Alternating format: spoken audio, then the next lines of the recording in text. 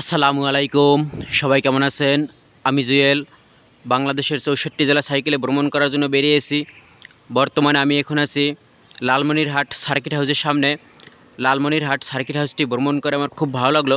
খুব অসাধারণ একটি সার্কিট হাউস। আসলে আমি বাংলাদেশের প্রত্যেকটা সার্কিট হাউস ভ্রমণ করার চেষ্টা করি, তো এই সার্কিট হাউসটা ভ্রমণ করে আমার খুব ভালো লাগলো। অসাধারণ একটি সার্কিট হাউস, সামনে একটি ফুলের বাগান আছে, মনোমুগ্ধকর পরিবেশ, দেখে আমার খুব ভালো লাগলো। খুব সুন্দর একটি জায়গা। আসলে এই সার্কিট হাউসটি ভ্রমণ করে আমার খুব ভালো লাগলো। এখানকার মানুষজন খুব আন্তরিক ও বন্ধুত্বপ্রিয়। আসলে এখানে এসে আমার খুব ভালো লাগলো।